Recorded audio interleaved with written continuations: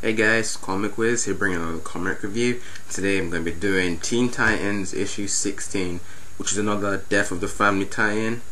So let's get into this issue. Alright, so in this issue, Red Hood and Red Robin, they're tied up and they've been locked up by the Joker.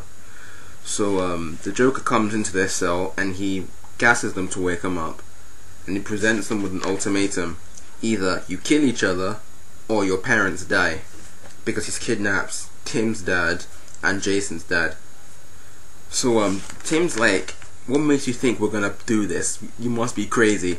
But as he's saying this, Jason or Red Hood puts a gun to his head. Then Tim's like, yeah, you wonder why I'm your only friend in the world. So then they start fighting. So Tim's trying to convince him that we shouldn't be doing this, we can't play his game. But Jason's like, I can't risk my dad getting killed. So then they continue fighting and fighting, but Tim he's got a plan going on. But as this is going on elsewhere, the Teen Titans and the Outlaws are still together. They're trying to figure out what they're gonna do.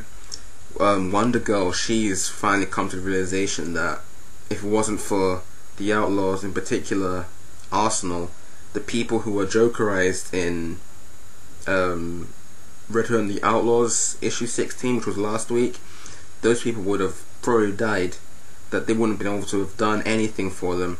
That Batgirl was right, because earlier on when they met Batgirl, she said that they should leave, that they're not ready for Gotham City.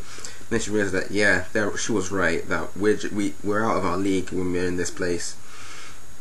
So the Teen Titans and the Outlaws, they decide we're going to work together now to look for our leaders. So then it goes back to Jason and Tim. They're continuing to fight, but then in a monologue, Tim's saying to himself that the best way to beat the Joker is by not play the game by his rules at all. So he slices the door where the Joker should be, and then he screams to Jason, "Jason now!" And then Jason gets his guns and starts firing at the door, and he kills the Joker seemingly. So after this, Tim's like, you see, I told you I had a plan.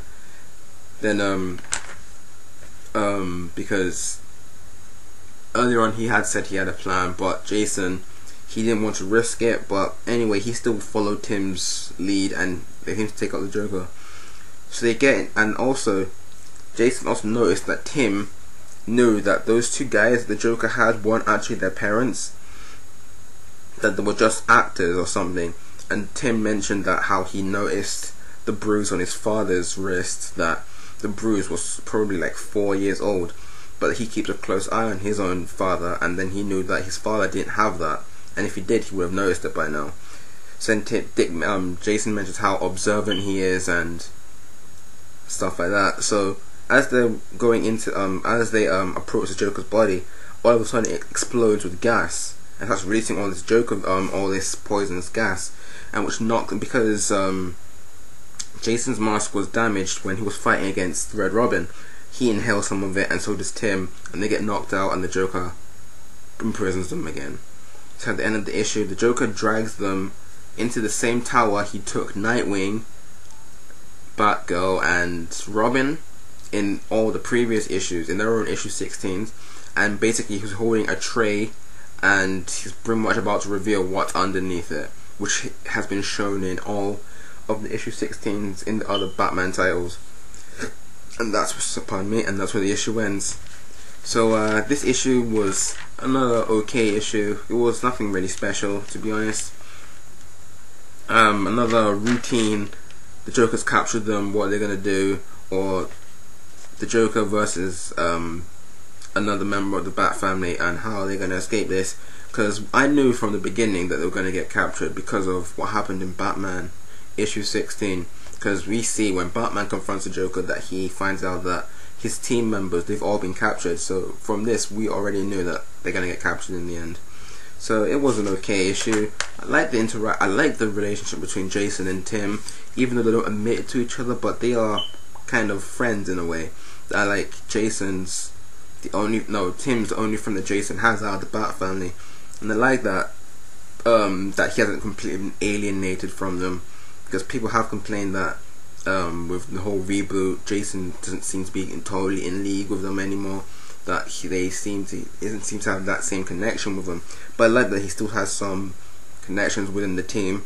So yeah, that was an okay issue. I give it a 7.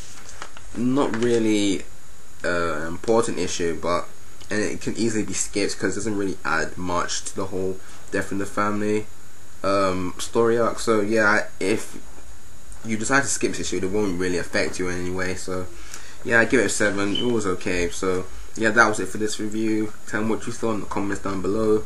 Also, don't forget to like this video, comment, subscribe. Tell me what you thought again. Don't forget to subscribe to my channel also. And yeah, this has been Comic Quiz signing out. See you guys.